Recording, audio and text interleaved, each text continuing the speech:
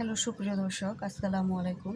আজকে আমি chicken wings বানাবো। এর জন্য এখানে চিকেন উইংসগুলো সুন্দর করে কেটে ধুয়ে নিয়েছি। এখন এখানে আমি 1 টেবিল চামচ পরিমাণ লেবুর রস দিয়ে দেব। এখানে 1 টেবিল চামচ কালো গোলমরিচের গুঁড়া দিয়ে দেব। 1 চা চামচ আদা রসুন বাটা,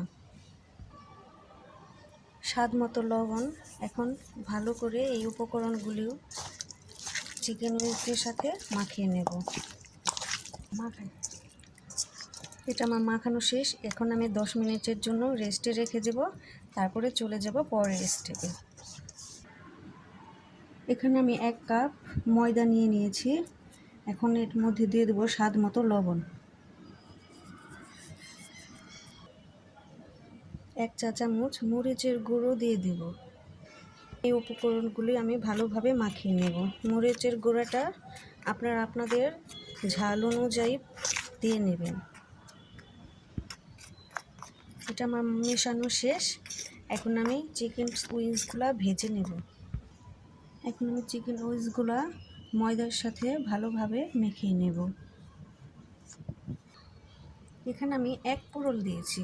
1 পোড়ল দিলেই ভালো লাগে, সেটা 2-3 পোড়ল দিলে ওটা মোটা হয়ে যায়, তো ভালো লাগে না খেতে।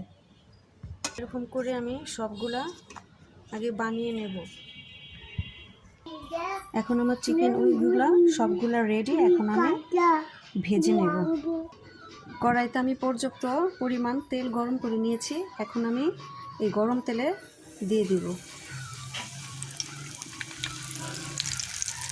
চিকেন। আমি এখন ভেজে নেব এক এক করে।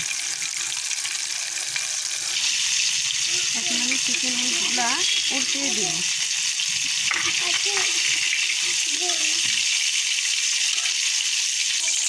চিকেন উইংসগুলো আমার ভাজা শেষ। এখন আমি উঠিয়ে নেব। এখন আমি এক এক করে সবগুলা ভেজে নেব। চিকেন উইংসগুলো আমার সবগুলো ভাজা শেষ। এখন আমি নামিয়ে নেব। এখানে আমি গলানো বাটারটা দিয়ে দিলাম। এখন দিয়ে দেবো আমি এখানে রসুন কুচি। রসুনটা আমি বাদামি কালার করে ভেজে নেব। এখানে দিয়ে দেবো 1 চা চামচ চিলি ফ্লেক্স। হালকা নেড়ে চেড়ে মিশিয়ে নেব। দিয়ে দেব 1 কাপ টমেটো সস।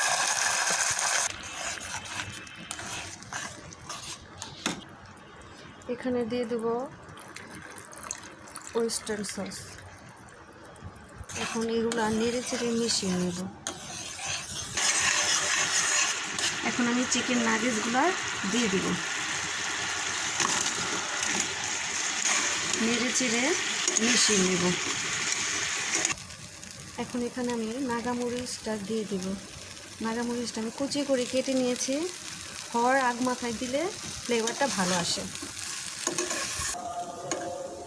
চিকেন নাগেটসটা আমার রেডি। এখানে আমি 1 চা চামচ চিনি দিয়েছি, তো দেওয়াটা আমার স্কিপ হয়ে গেছে, আপনারা দিয়ে নেবেন, তো টেস্টটা ব্যালেন্সে আসবে। এখন আমি নামিয়ে নেব। এখানে আমি অল্প কিছু সাদা তিল দিয়ে দিব সুন্দরের জন্য। দেখতেও সুন্দর লাগবে, খেতেও ভালো লাগবে। তো চিকেন নাগেটসটা ঘরোয়া উপকরণ দিয়ে আপনাদের দেখানোর চেষ্টা করেছি, খুবই সিম্পলভাবে। তো ভিডিওটি আপনাদের কাছে যদি ভালো লাগে, তো আমার চ্যানেলটাকে সাবস্ক্রাইব করবেন, লাইক করবেন, শেয়ার করবেন, আর ভালো লাগলে কমেন্ট করবেন। তো সবাই ভালো থাকবেন, সুস্থ থাকবেন। আল্লাহ হাফেজ।